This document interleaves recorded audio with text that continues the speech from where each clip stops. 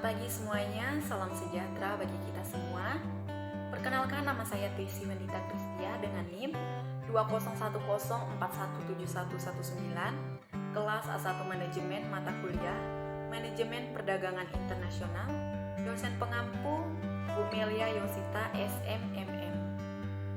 Baiklah, pada kesempatan kali ini saya akan membahas soal ujian tengah semester yang diberikan Bu Melia Yosita, yaitu tentang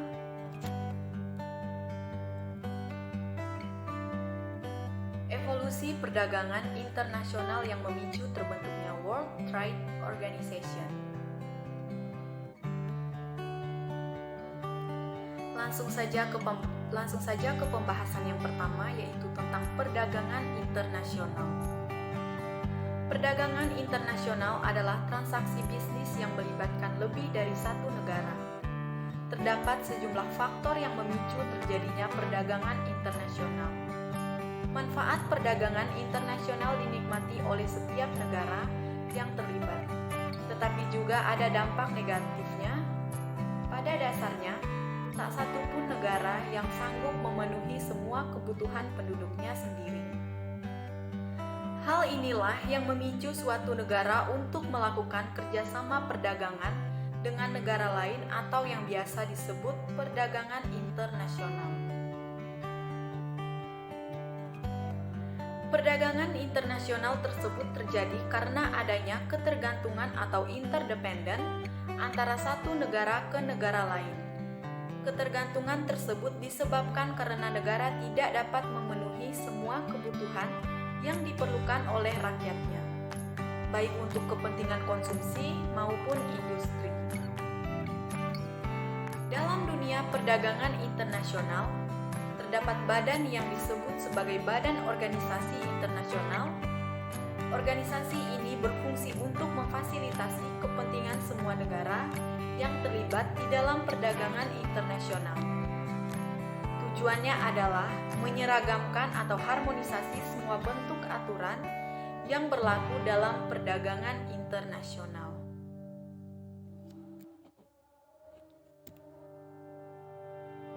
Lanjut ke faktor penyebab terjadinya perdagangan internasional.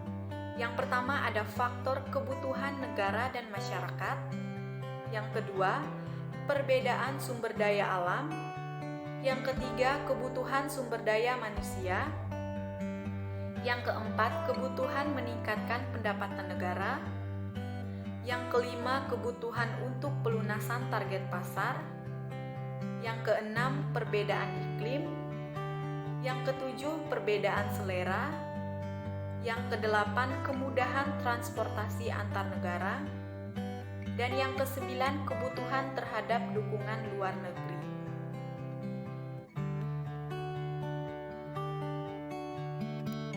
Manfaat perdagangan internasional.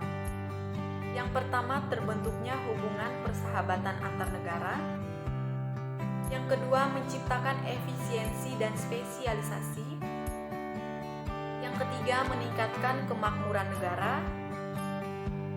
Yang keempat, berkurangnya pengangguran. Yang kelima, transfer ilmu, pengetahuan, dan teknologi. Dan yang keenam, menstabilkan harga.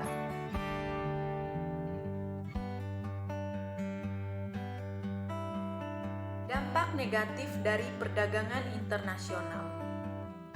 Yang pertama, produk dalam negeri semakin menurun. Yang kedua, ketergantungan terhadap negara-negara maju. Yang ketiga, industri kecil kesulitan untuk bersaing. Dan yang keempat, persaingan tidak sehat. Langsung saja kita ke pembahasan inti, yaitu tentang World Trade Organization atau WTO. World Trade Organization atau WTO merupakan satu-satunya organisasi internasional yang mengatur perdagangan internasional.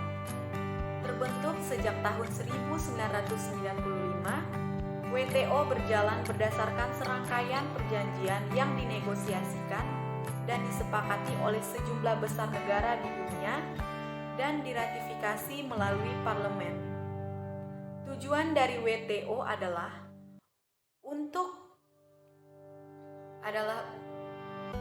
membantu produsen barang dan jasa, eksportir dan importir dalam melakukan kegiatannya. Pendirian WTO berawal dari negosiasi yang dikenal dengan Uruguay Round 1986 sampai 1994 serta perundingan sebelumnya di bawah General Agreement on Transfer and Trade atau GATT.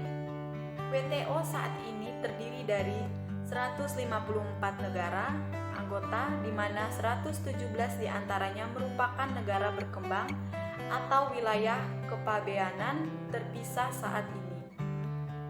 WTO menjadi wadah negosiasi sejumlah perjanjian baru di bawah Doha Development Agenda atau DAA yang dimulai tahun 2001.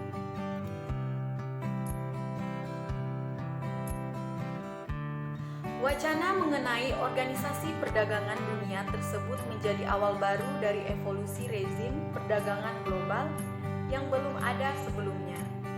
Setidaknya terdapat dua keuntungan yang dapat diambil dari adanya kerjasama perdagangan internasional, sehingga liberalisasi perdagangan dapat dilaksanakan. Pertama, perundingan yang saling menguntungkan akan mendukung tercapainya perdagangan yang lebih bebas. Kedua, perjanjian yang negosiasikan akan membantu pemerintah menghindari terjadinya perang dagang yang dapat merugikan.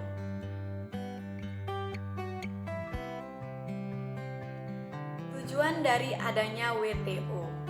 Yang pertama, meningkatkan standar hidup masyarakat dunia. Yang kedua, menjamin lapangan kerja sepenuhnya. Yang ketiga, meningkatkan penghasilan secara realistis. Yang keempat, memperluas produksi dari perdagangan barang atau jasa. Dan yang kelima, melindungi sumber daya dunia dan lingkungan alam.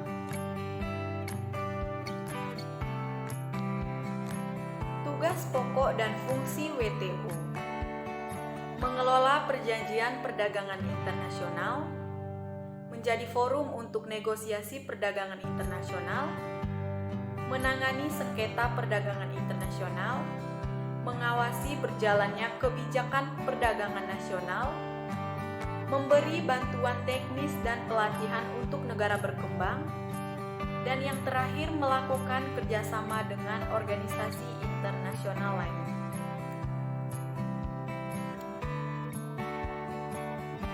Lanjut ke pembahasan terakhir, yaitu prinsip dasar WTO. Perlakuan yang sama untuk semua anggota. Yang kedua, perlindungan hanya melalui tarif. Yang ketiga, peningkatan tarif atau tarif dinding. Yang keempat, perlakuan khusus dan berbeda bagi negara-negara berkembang atau special dan differential treatment for developing countries. Dan yang kelima, perlakuan nasional atau national treatment.